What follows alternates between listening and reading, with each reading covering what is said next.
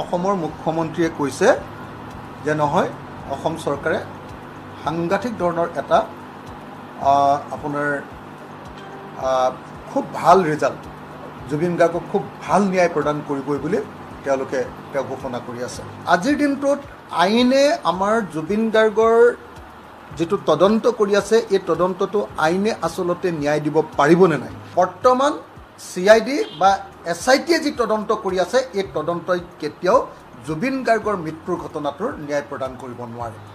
ৰহস্যজনক মৃত্যু বা হত্যাকাণ্ডক লৈ CIDত যিটো 18/2025 কেছ আছে, CID PS কেছ নাম্বাৰ 18/2025,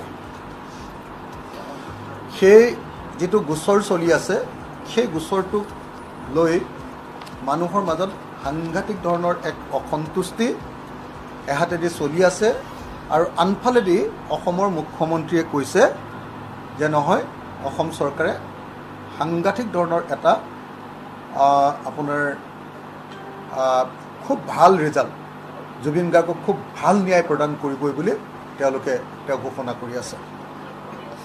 এনেকুৱা প্ৰেক্ষাপটত আমাৰ ৰাইজৰ দলৰ যিটো স্থিতি, ৰাইজৰ দলৰ যিটো স্থিতি যে আচলতে জুবিন গাৰ্গে ন্যায় পাবনে নাই। জুবিন গাৰ্গৰ গোচৰটোৰ আটাইবিলাক বিষয় মই তন্নতন্নকৈ পৰীক্ষা কৰিবলৈ চেষ্টা কৰিছোঁ আৰু যিহেতু মই এজন লেজিছলেটৰ, মই নিজে এজন বিধায়ক, মানে আমি আইন তৈয়াৰ কৰোঁ, লেজিছলেটৰবিলাকে আমি নিজে আইন প্ৰণয়ন কৰোঁ, আইন লিখোঁ, আইন সংশোধন কৰোঁ, আইনক ব্যাখ্যা কৰোঁ, বিধানসভাৰ ভিতৰত ভাল হ'ব বেয়া হ'ব লাগে সেইবিলাক চব বস্তু আমিয়ে কৰোঁ।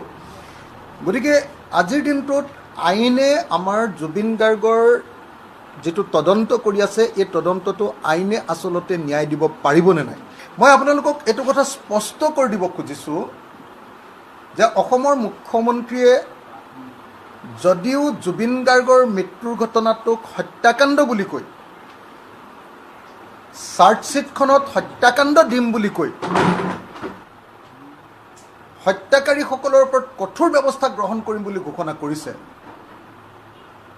কিন্তু মই আপোনালোকক দৃঢ়তাৰে সৈতে ক'ব পাৰোঁ, এজন লেজিছলেটৰ বা বিধায়ক হিচাপে, আইন প্ৰণেতা হিচাপে মই আপোনালোকৰ সন্মুখত দৃঢ়তাৰে ক'ব খোজোঁ যে বৰ্তমান CID বা SITয়ে যি তদন্ত কৰি আছে এই তদন্তই কেতিয়াও জুবিন গাৰ্গৰ মৃত্যুৰ ঘটনাটোৰ ন্যায় প্ৰদান কৰিব নোৱাৰে।